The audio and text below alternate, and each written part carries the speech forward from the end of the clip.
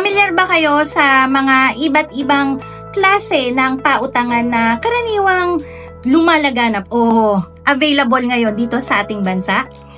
Kasi po marami na po ang umuusbong na mga nag-aalok ng pautang sa panahon natin ngayon at karamihan po sa mga ito ay katulad din sa mga OLA na imbis makatulong sa inyong sitwasyon o problemang pinansyal ay mas nakakapagdulot pa ng pagkabaon sa utang o stress. Kaya naman po para sa video na ito ay iisa-isahin ko po sa inyo ang mga karaniwang loan types na available ngayon dito sa Pilipinas. At bibigyan ko kayo ng recommendation kung dapat ba o hindi nyo dapat subukan itong mga pautangan na ito. Ayan, una po sa aking listahan ay ang 5-6. Ayan, marahil, di ba? Kilalang-kilala nyo na yan, yung 5-6 dahil marami sa kababayan natin ang nakasubok na nito o karaniwang sumusubok nito. Kasi ang 5-6 po, isa po siyang tradisyonal na sistema ng pautang na kilalang-kilala dito sa Pilipinas kung saan yung umuutang o yung borrower ay humihiram ng isang halaga ng pera at nagbabayad ng mas may mataas na interes compared dun sa hiniram mo. Karaniwan po ang 5-6 ay ang handlers niyan ay mga Bombay, ayan, at ang pagbabayad po dyan ay arawan o di kaya naman ay lingguhan. Ang halimbawa po dyan yung kung umutang ka ng 1,000 pesos, babayaran mo siya ng 1,200 sa loob lamang ng ilang certain days, depende sa napagkasundoan ni lender at ni borrower. So personally, maire-recommenda ko ba ang 5-6? Hindi, ayan. Ang 5-6 po kasi ay may mataas na interes. Ayan. Karaniwang interest po nila ay 20% na maaaring mas magdulot po ng malaking pasanin sa mga borrowers. At syempre, maaaring maging mahirap din para sa mga uutang dyan, yung alam mo na yung babayad ka araw-araw o kaya lingguhan, lalo na kung wala namang tiyak na source of income yung nangungutang. At higit po sa lahat ay ang 5-6 ay walang legal na proteksyon dahil informal po yung sistema, wala kayong legal na kontrata o wala kayong proteksyon na doon sa walang proteksyon makukuha yung mga nanghihiram mga bar, nabubulol ako. Ayan, pangalawa pa sa listahan po natin ay ang ratio pal o ratio paluwagan. Ewan ko kung narinig nyo na to, pero ito po ay isang uri ng pautang na madalas makikita sa Facebook kung saan bago ka makakuha ng loan, kailangan mo munang magbayad ng pay-in. Ang ratio pal o ratio paluwagan ay isang modernong uri ng paluwagan na karaniwang matatagpuan nga dyan sa mga social media platforms, Facebook, at ang concept po kasi niyan is hybrid ng traditional na paluwagan at OLA. Oh, taray, di ba? Hybrid. Kung saan po kasi, yung mga joiners kasi dyan, kailangan nga magbigay muna diba ng pay-in para makapag-loan. At ang kaibahan nga lang nito sa traditional na paluwagan, isang hulog lang ay makakasahod ka na agad. Hindi katulad diba sa paluwagan, wait ka pa kung kailan yung slot mo. So dito, isang hulog lang, makakakuha ka na ng pera, tapos huhulugan mo na lang siya araw-araw. So para mas clear, ang halimbawa po niyan, kung ikaw ay uutang ng 1,000 pesos, kailangan mo munang maghulog ng 200 na pay-in para ikaw ay makapag-payout ng 1,000. At yung 1,000 na yon, huhulugan mo araw-araw ng 100 sa loob ng 10 days. Yan. Maire-recommenda ko ba yan, ratio pal na yan? Syempre hindi, no? Ang ratio pal po kasi may mataas nga na interest, kita nyo naman doon sa sinabi kong halimbawa, na maaari nga palang magdulot pa sa inyo ng pagkabaon, lalo na kung marami ka ng utang, di ba? At may mga pagkakataon din na ito ay may risk ng scam. Yan. Alam nyo na syempre, di ba? Parang advanced loan fee scam, inuuna muna yung bayad.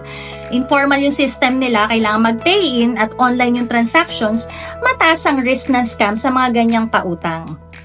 Pangatlo naman po sa ating listahan ay ang sangla. Alam nyo yan, mga suki ng sanlaan dyan. Ang sanla po ay tradisyonal na paraan ng pagpapautang sa Pilipinas kung saan ang mga individual ay nagsasangla ng kanilang mga ari-arian kapalit ng kadatungan. Ang ari-arian ay sinasanla, bale yun po yung nagsisilbing collateral or garantiya para sa mga utang para sa pera na uutangin ninyo.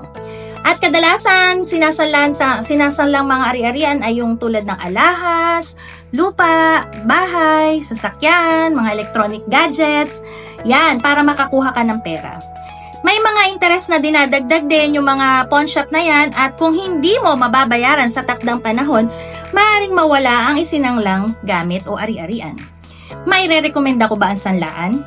Yes, pwede naman para sa mga mabilisan ninyong pangangailangan ng pera at kung mayroon naman kayong gamit talaga na maisasangla, mas okay na rin siguro na magsanla kaysa mangutang sa iba, diba?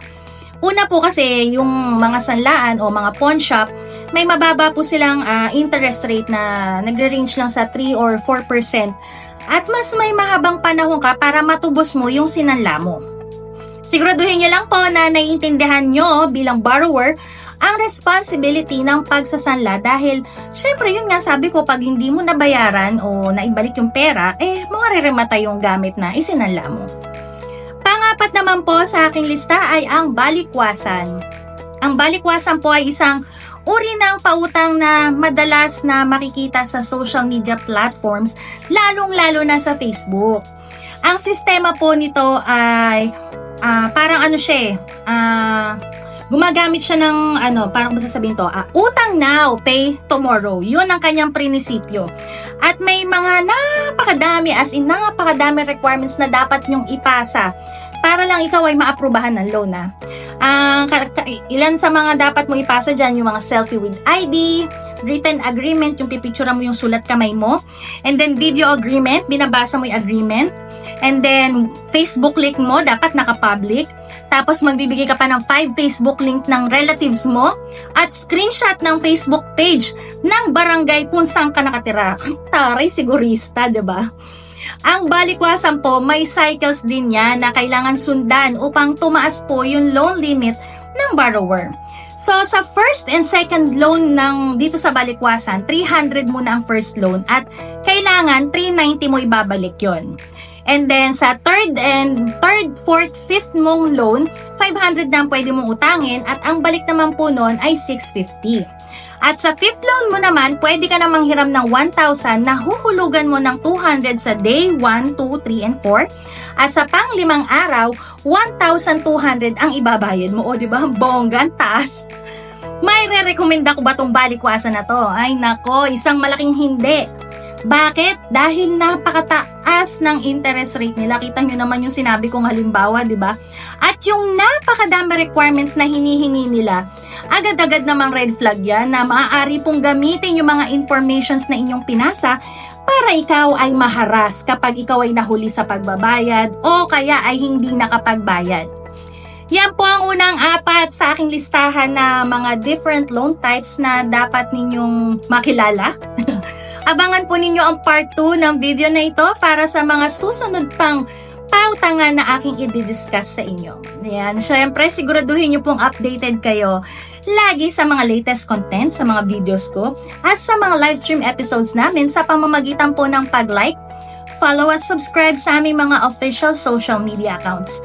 At maaari nyo rin pong bisitahin ang aming website www.philflag.org para malaman ng iba pang informations tungkol sa aming organization. Maraming salamat po sa inyong pakikinig. Ako po muli si Miss A mula sa PhilFlag.